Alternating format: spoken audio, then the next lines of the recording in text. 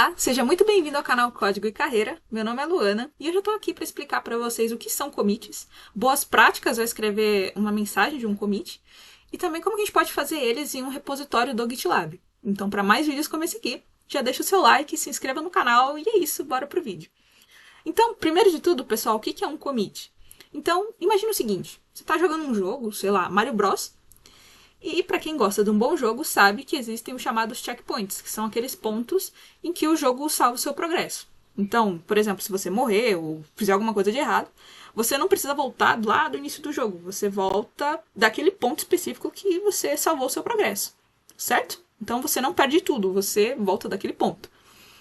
A ideia do commit é exatamente essa. Ele é basicamente, pessoal, uma operação no Git que permite você salvar o estado do seu código em um determinado momento. Então, se alguma coisa der errado no teu projeto, você pode retornar esse estado anterior sem perder tudo que você já subiu para o repositório. Então, você pode verificar as atualizações que você fez e também, se for um repositório compartilhado, você pode verificar alterações que os teus parceiros de projeto estão fazendo também. Então, essa é a ideia principal de um commit. Beleza, agora que a gente já sabe o que é um commit, a gente precisa entender como construir boas mensagens de commit. Então, mensagens que realmente refletem as alterações que a gente está fazendo dentro do repositório. Para isso, existem alguns padrões, e um dos principais utilizados é o Conventional Commits. E ele é estruturado da seguinte forma. Você tem o tipo do commit, né? Então, sei lá, de documentação ou adição de uma nova funcionalidade, por exemplo. Já vou explicar isso com um pouquinho mais de detalhes, tá? Você tem o escopo, que é a área específica em que você está fazendo a alteração. Então, sei lá, vamos supor que você está fazendo a alteração na parte de login. Então, você poderia colocar aqui dentro login. Tem a descrição também, que é obrigatória, assim como o tipo. E a descrição é um resumo da alteração que você está fazendo, né? Tem uma técnica para você escrever ela também, eu já vou falar isso quando eu for detalhar os tipos de conventional commits. Tem o corpo, que é basicamente uma descrição mais detalhada sobre a alteração que você está fazendo, e o rodapé, que contém algumas informações extras sobre issues que você está resolvendo. Enfim, eu não vou me ater muito a essas partes opcionais, porque na prática você vai utilizar mesmo o tipo e a descrição. Em alguns repositórios você vai até ver o escopo, mas na maioria das vezes você vai utilizar o tipo, né, e descrição. Então, já que eu falei de tipo, quais são os principais tipos de conventional commits? Então, a gente tem o fit, que serve para adicionar uma nova funcionalidade. O fix, que corrige um bug, corrige erros de código. O docs, que serve para atualizar a documentação. O style, que serve para ajustar a formatação. Então, vamos supor que você quer alterar a cor de um botão que você fez, enfim. Você utilizaria o conventional commit style. O refactor, que serve para refatoração de código. Então, vamos supor que você tem um código que não está dividido em classes, por exemplo, e você quer transformar ele em classe, né? Dividir ele em classes. Aqui você não vai estar alterando a funcionalidade especificamente, você só vai estar reorganizando ele. Então, por isso que aqui você estaria utilizando o Conventional Commit Refactor. Tem o teste também, que seria para adicionar ou corrigir testes, então, sei lá, testes automatizados da sua aplicação. O shore, que serve para indicar tarefas de manutenção do teu projeto, que não vão mudar a funcionalidade dele. Então, sei lá, atualizar dependências, por exemplo.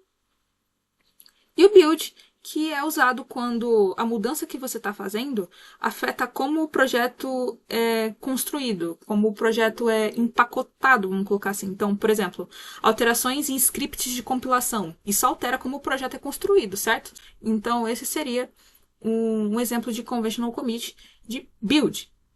Bom, eu tinha falado para vocês que eu também ia explicar sobre como que a gente escreve uma descrição, né, um padrão do conventional commit. E você tem que pensar o seguinte: se eu realizar essa alteração, ela vai, e aí, 3 pontinhos. Então, por exemplo, se eu realizar essa alteração, ela vai adicionar a funcionalidade de login. Se eu realizar essa alteração, ela vai adicionar a funcionalidade de cadastro, por exemplo. Perceba que a descrição aqui é do adicionar para frente, certo? Então seria adicionar login, adicionar cadastro, por exemplo, certo? Então, essa é a maneira de você escrever boas mensagens de commit utilizando o padrão do Conventional Commits. Uma outra boa prática em relação aos commits é a prática dos atomic commits, ou commits atômicos. Basicamente, pessoal, os commits atômicos são aqueles que vão representar uma única ideia dentro do seu código, dentro da sua documentação, do seu projeto como um todo, né, de qualquer parte dele. Por exemplo, vamos supor que você precisa implementar login e cadastro num sistema que você está desenvolvendo. Você concorda comigo que a ideia de login é uma coisa e a ideia de cadastro é outra? Pois é, então seria um commit para login, um commit para cadastro. Ponto. Essa é a ideia do Atomic Commits. Cada commit vai representar uma única ideia bem definida dentro do seu escopo, seja código, seja documentação, testes, enfim. Aí você pode me perguntar, tudo bem, Luana, mas qual que é o problema, por exemplo, nesse caso que você mencionou, de juntar login e cadastro no mesmo commit? Eles são parecidos, não são? Olha, sim, são parecidos, mas foi o que eu falei. São ideias diferentes, né? Então, tem campos que tem no cadastro que não tem no login, por exemplo. E o grande problema disso tudo é que imagina o seguinte. Pensa que você colocou login e cadastro no mesmo commit. E aí você descobre depois que deu um problemão no cadastro e você vai precisar reverter o commit para você consertar. Só que tem um outro problema também. No mesmo commit que você colocou cadastro, você colocou login. E o login estava funcionando perfeitamente. Aí você vai reverter esse commit para consertar o cadastro. E aí o login que estava funcionando vai ser revertido também. Então percebe como essa separação de responsabilidades é importante? Commits atômicos são sobre isso, separação de responsabilidades. Então, um commit representa uma ideia, o outro commit representa outra ideia. Então, essa separação ela é muito importante, aí até como um processo documental do projeto que você está desenvolvendo. Então agora vamos ver na prática como que a gente pode fazer os commits lá no GitLab. Então, eu estou aqui com o VS Code aberto já no repositório que eu tinha criado para o vídeo de clonagem de repositórios do GitLab. Inclusive, se você quiser ver, vou deixar ele aqui no card, caso você tenha interesse. E aqui eu não tinha feito nenhuma alteração, tá? Eu só criei o repositório e clonei ele aqui na minha máquina. Então, a primeira alteração que eu queria fazer, para subir um commit lá no meu repositório, é remover esse monte de texto aqui, padrão que já vem pelo GitLab, pelo template do GitLab. Eu vou remover aqui. Removida. Só vou deixar o título do repositório. Até aparece aqui amarelinho mostrando que já tem alterações que foram feitas. Agora o que eu preciso fazer? Eu preciso preparar essas alterações para serem enviadas para o repositório. Faço isso por meio do comando git add. Ponto. Esse ponto indica que eu quero enviar absolutamente todas as alterações que eu fiz no meu repositório lá para o meu repositório no GitLab que está lá no Chrome. Tem uma outra forma também de você fazer essa adição dos arquivos, né? Que é você especificando o nome do arquivo. Então aqui eu poderia colocar readme.md também, porque eu estaria especificando só o arquivo que eu quero alterar, né? Só o arquivo que eu fiz alterações, né? Bom, mas aqui não vai fazer muita diferença, porque eu estou trabalhando com readme só. Então, vamos colocar lá git add ponto. Beleza. Agora a gente vai verificar se realmente essas alterações foram preparadas para envio lá para o repositório. Então, git status, que é o comando que a gente vai utilizar, tá aqui. Então, aqui mostra que o arquivo modificado foi o readme. E agora a gente precisa efetivamente mandar essas alterações lá para o repositório. Então, o que eu preciso fazer agora? Preciso escrever a mensagem do commit. Eu faço isso por meio desse seguinte comando. Então, git commit -m, abre aspas, né? Abre aspas aqui. Eu estou trabalhando com o quê? Com readme, certo? Readme é documentação. Opa, então o conventional commit que eu vou utilizar aqui é o docs, certo? 2 pontos. Agora a descrição. Lembra que eu tinha falado que é para a gente pensar, se eu subir essa alteração, ela vai, no caso, remover texto padrão do readme. Não, vou colocar aqui, texto padrão do readme do GitLab. Pronto, acho que assim fica melhor.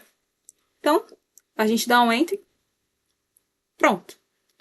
Temos um commit. Agora, a gente precisa enviar essas alterações para o repositório. A gente faz isso por meio do comando git push. Só que aqui, uma coisa que a gente precisa se atentar é que, como eu falei para vocês no início, eu não tinha feito nenhuma alteração nesse repositório.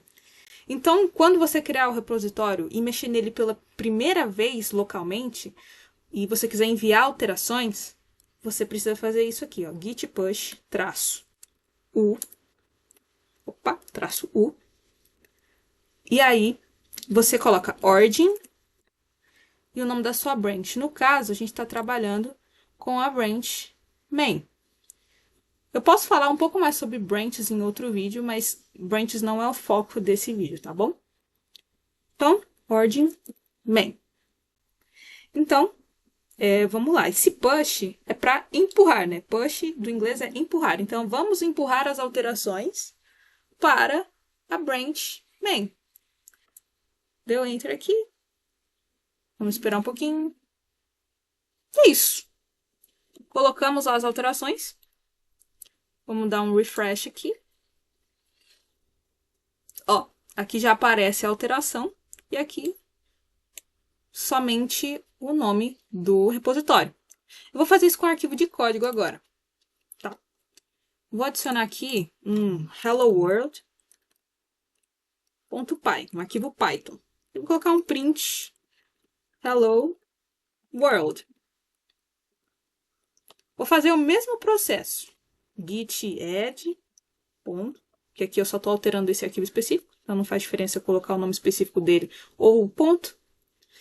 Aqui vamos no git status para ver como que está a situação aqui dos nossos arquivos. Então aqui, ó, new file helloworld.py.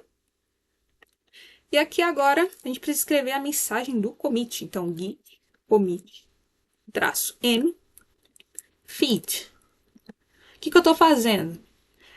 Se essa alteração for feita, ela vai fazer o quê? Ela vai o quê? Ela vai adicionar hello world. Se essa alteração for feita, ela vai adicionar hello world. Lembra daquele padrão que eu tinha falado anteriormente. Então, commit aqui. Agora, vamos lá. É a segunda vez que eu estou subindo alterações para o repositório, certo? Na primeira vez, eu precisei utilizar esse git push origin main, né? Git push -origin main. Você pode me perguntar, Luana, agora na segunda vez, eu preciso fazer isso, colocar esse git push origin main? Não. Você agora coloca só git push. Então, você não precisa mais colocar esse comando aqui. Você só coloca git push, que é para você empurrar as alterações lá para o repositório. Então, git push. E é isso. Pronto. Vamos dar uma verificada para ver se subiu mesmo. Dar um refresh aqui de novo. Então, feed, adicionar hello world. Apareceu aqui bonitinho. Aqui o print hello world. Aqui de acordo com o que a gente tinha feito aqui no terminal. Certo? Então, pessoal, eu espero que esse vídeo tenha ajudado vocês de alguma forma. Então, eu acredito que para hoje era isso. Então, muito obrigada e até os próximos vídeos.